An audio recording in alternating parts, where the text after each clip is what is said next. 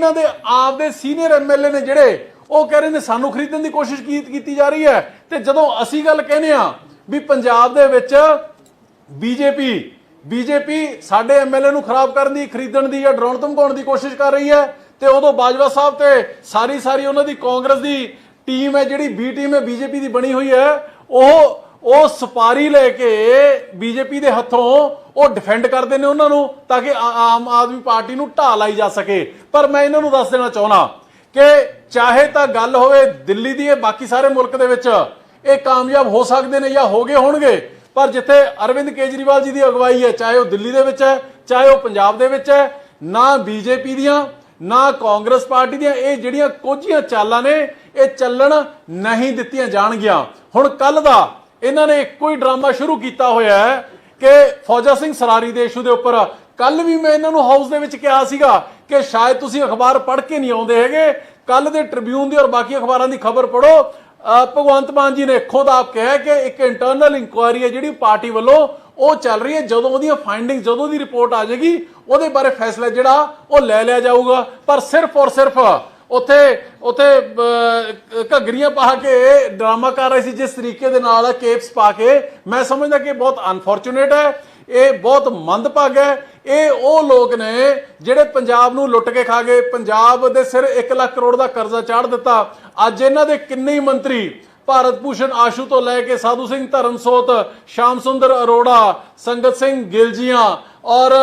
जिहड़े MLA इन्हां दे पठानकोट वाले जिहड़े पिछे जिन्हां देहांत होया वो ये सारे दे सारे जदों पंजाब नूं लुट के खा गए ते भगवंत मान जी दी सरकार पंजाब दे लोकां दे लुट्टे होए सोमियां दा हिसाब किताब इन्हां नाल बराबर कर रही है। अज सानू इन्हां पंजाब दे गद्दारां तो, सानू पंजाब दे दोखियां तो, सानू इन्हां लोकां तो जिहड़े पंजाब दे सोमियां नूं डाका मार के लुट के खा गए, सानू उन्हां तो सर्टिफिकेट ईमानदारी दा लैण दी लोड़ नहीं हैगी। जे अज पूरे मुल्क दे विच ईमानदारी दा डंका किसी दा वजदा है ते ओह अरविंद केजरीवाल ते भगवंत मान जी दी नीतियां दा वजदा है। मैं फिर इन्हां नूं बेनती करूंगा कि अज जिस तरीके दे नाल बाजवा साहब दा मैं सोचदा सीगा, असीं सारे सोचदे सी, पंजाब सोचदा सीगा कि विरोधी धिर दे नेता सरदार प्रताप सिंह बाजवा बनाए ने कांग्रेस पार्टी ने, उन्हां दा बड़ी जिंदगी का तजर्बा है, पार्लीमेंट का भी और राज सभा का भी, लोक सभा का भी और पंजाब विधान सभा का भी, कि शायद वो कोई पंजाब के लोगों के मुद्दे मसलों की गल करनगे, शायद वो कोई गल है जिहड़ी फैक्ट्स और तर्क के आधार के उपर करनगे। पर जिहो जिहा कंडक्ट है जिहड़ा उन्हां दा, वो मैं समझदा कि निहायती माड़ा है, वो निंदणयोग है। और बार स्पीकर की चेयर के खिलाफ जिस तरीके की शब्दावली वरती है उन्होंने, मैं समझदा कि बिल्कुल अनडेमोक्रेटिक है। और मैं इन्होंने बेनती करूंगा कि जे कांग्रेस पार्टी के लैजिस्लेचर ग्रुप के विच अज थोड़ी जी भी शर्म बची है तो एक दिन सैशन का होर रह गया, किरपा करके पंजाब के लोगों के मुद्दे मसलों को डिस्कस करने के लिए तैयारी करके आयो। बिना तैयारी तो करके सिर्फ और सिर्फ इस गल की तैयारी करके आने हो कि जी असीं रौले ही पाउणे जाके उत्थे, तो यह काम नहीं चलना हैगा। अज भी स्पीकर साहब ने उन्होंने बहुत समझाने की कोशिश की कि अज का सैशन है जिहड़ा 3:30 बजे तक का हैगा, पर 1 घंटे के विच ही सैशन है जिहड़ा वो खत्म करना पिया, खत्म हो गया, क्योंकि उन्होंने कोई भी काम की गल नहीं की है। अज किन्ने इंपोर्टेंट बिल ने, GST के उपर बिल आया, अज एक जिहड़ा विजिलेंस कमीशन का बिल आया, और अज जिहड़ा एग्रीकल्चर दा उपर इंपोर्टेंट बिल सीगा, सारे दे सारिਆਂ ਦੇ ਉੱਪਰ ਇਹਨਾਂ ने पानी फेरता सिर्फ और सिर्फ बीजेपी का बचाव करने विच। ਇਹ बहुत अनफॉर्चुनेट है, बहुत निंदनयोग है। ਇਹੋ ਜਿਹਾ ਵਰਤਾਰਾ ਇਹਨਾਂ ਦਾ ਪੰਜਾਬ ਅੱਜ ਦੇਖ ਰਿਹਾ है, ਤੇ ਆਉਣ ਵਾਲੇ ਸਮੇਂ ਦੇ ਵਿੱਚ ਇਹਨਾਂ ਨੂੰ ਮੂੰਹ ਤੋੜਵਾ ਜਵਾਬ ਹੈ ਜਿਹੜਾ ਉਹ ਸਰਕਾਰ ਵੱਲੋਂ ਵੀ ਤੇ ਲੋਕਾਂ ਵੱਲੋਂ ਵੀ ਦਿੱਤਾ ਜਾਏਗਾ। ਅਰੋੜਾ ਜੀ ਕੀ ਗੱਲ ਦੱਸੋ ਜੀ, ਜਿਹੜਾ ਅੱਜ ਜਿਵੇਂ ਪਿਛਲੀ ਵਾਰੀ ਸਸਪੈਂਡ ਕੀਤੇ ਸੀਗੇ, ਕੀ ਸਸਪੈਂਡ ਕਰਕੇ 3:30 ਵਜੇ ਤੱਕ ਸੈਸ਼ਨ ਚਲਾਇਆ ਜਾ ਸਕਦਾ ਸੀ ਕਿ नहीं? देखो इस तरह है कि जदों अज जिन्ना सरकार दा अपना बिजनेस लैजिस्लेटिव बिजनेस लग्या होया सीगा ਉਹ पूरा हो चुक्या सीगा। बाकी टाइम तो तुसीं समझण दी कोशिश करो ना कि 3.5 घंटे वो तो प्राइवेट मैंबरां दी सीगे, जिन्ने मर्जी इशू डिस्कस कर लेंदे, पर करदे तां प्रॉपरली ना। स्पीकर साहब भी कह के थक गए, जदों साडा बिजनेस पूरा हो गया तो उस तो बाद कोई जो वो गल ही नहीं करना चाहते, उन्होंने सिर्फ नारेबाजी करनी है, और that to against the chair. Speaker ਦੇ ਅਗੇਂਸਟ ਕਰਨੀ ਹੈ ਤੇ ਫਿਰ ਕਿੰਨੀ ਕੁ ਦੇਰ ਤੁਸੀਂ ਨੌਨਸੈਂਸ ਬਰਦਾਸ਼ਤ ਕਰੋਗੇ? ਸੋ ਵਾਈਂਡ ਅਪ ਜਲਦੀ। ਹਾਂਜੀ ਦੇਖੋ ਮੈਂ ਤੁਹਾਨੂੰ ਦੇਖੋ ਇਸ ਤਰ੍ਹਾਂ ਗੱਲ ਇਹ ਹੈ ਕਿ ਕੱਲ ਸੀਐਮ ਸਾਹਿਬ ਕਲੀਅਰ ਕਰ ਚੁੱਕੇ, ਅਸੀਂ ਉਹ ਗੱਲ ਰਿਪੀਟ ਵਿਧਾਨ ਸਭਾ ਦੇ ਵਿੱਚ ਕਰ ਚੁੱਕੇ। ਇਸ ਤੋਂ ਪਹਿਲਾਂ ਵੀ ਮੈਂ ਉਹੀ ਗੱਲ ਕਰਕੇ ਹਟਿਆ ਕਿ ਇੱਕ ਆਡੀਓ ਕਲਿੱਪ ਜੇ ਸਾਹਮਣੇ ਆਇਆ ਹੈ ਤੇ ਪਾਰਟੀ ਦੀ ਇੰਟਰਨਲ ਮਕੈਨਿਜ਼ਮ ਹੈਗਾ ਜਿਹਦੇ ਤਹਿਤ ਉਹਦੀ ਇਨਕੁਆਇਰੀ ਹੈ ਜਿਹੜੀ ਉਹ ਚੱਲ ਰਹੀ ਹੈ ਤੇ ਸੀਐਮ ਸਾਹਿਬ ਖੁਦ ਆਪ ਮੋਨੀਟਰ ਕਰ ਰਹੇ ਨੇ। ਹੁਣ ਜਦੋਂ ਔਰ ਜਿਸ ਸਮੇਂ ਉਹਦੀਆਂ ਫਾਈਂਡਿੰਗਸ ਨੇ ਜਿਹੜੀਆਂ ਉਹਦੇ ਤੱਥ ਸਾਹਮਣੇ ਆ ਗਏ ਤੇ ਉਹਦੇ ਅਕੋਰਡਿੰਗਲੀ ਕਾਰਵਾਈ ਕਰ ਲਈ ਜਾਊਗੀ। ਸਾਨੂੰ ਇਹਨਾਂ ਤੋਂ ਜਿਹੜੇ ਘੱਟੋ ਘੱਟ ਸਾਰੇ ਪੰਜਾਬ ਨੂੰ ਲੁੱਟ ਕੇ ਖਾ ਗਏ, ਸਾਨੂੰ ਇਹਨਾਂ ਤੋਂ ਇਮਾਨਦਾਰੀ ਦਾ ਸਰਟੀਫਿਕੇਟ ਲੈਣ ਦੀ ਲੋੜ ਨਹੀਂ ਹੈ। ਰਾਘਵ ਚੱਡਾ ਦੀ ਗ੍ਰਿਫਤਾਰੀ ਦਾ ਖਦਸ਼ਾ ਜਤਾਇਆ ਗਿਆ ਅਰਵਿੰਦ ਕੇਜਰੀਵਾਲ ਨੇ, ਪੰਜਾਬ ਤੋਂ ਰਾਜ ਸਭਾ ਮੈਂਬਰ ਵੀ ਨੇ ਔਰ ਦੂਜੇ ਪਾਸੇ ਸਹਿ ਪ੍ਰਭਾਰੀ ਨੇ ਗੁਜਰਾਤ ਤੋਂ। ਦੇਖੋ ਇਸ ਤਰ੍ਹਾਂ ਹੈ ਕਿ ਇਹ ਚੀਜ਼ ਦਾ ਜੱਗ ਜ਼ਾਹਿਰ ਹੋ ਚੁੱਕੀ ਹੈ ਕਿ ਅਰਵਿੰਦ ਕੇਜਰੀਵਾਲ ਜੀ ਦੀ ਪੂਰੀ ਦੇਸ਼ ਦੇ ਵਿੱਚ ਵੱਧਦੀ ਲੋਕਪ੍ਰਿਯਤਾ ਨੂੰ ਦੇਖ ਕੇ ਜਿਸ ਤਰੀਕੇ ਦੇ ਨਾਲ ਪਹਿਲਾਂ ਦਿੱਲੀ ਤੇ ਫਿਰ ਪੰਜਾਬ ਦੇ ਵਿੱਚ ਇੱਕ ਲੈਂਡਮਾਰਕ ਵਿਕਟਰੀ ਹੈ ਜਿਹੜੀ ਉਹ ਆਮ ਆਦਮੀ ਪਾਰਟੀ ਦੀ ਔਰ ਅਰਵਿੰਦ ਜੀ ਦੀ ਗੁੱਡ ਗਵਰਨੈਂਸ ਦੀ ਹੋਈ ਹੈ, ਔਰ ਉਸ ਤੋਂ ਬਾਅਦ ਅੱਜ ਗੁਜਰਾਤ ਔਰ ਹਿਮਾਚਲ ਦੇ ਵਿੱਚ ਆਮ ਆਦਮੀ ਪਾਰਟੀ ਅਰਵਿੰਦ ਜੀ ਦੀ ਰਹਿਨੁਮਾਈ ਦੇ ਵਿੱਚ ਜਿੱਤ ਵੱਲ ਵੱਧ ਰਹੀ ਹੈ। ਉਸ ਤੋਂ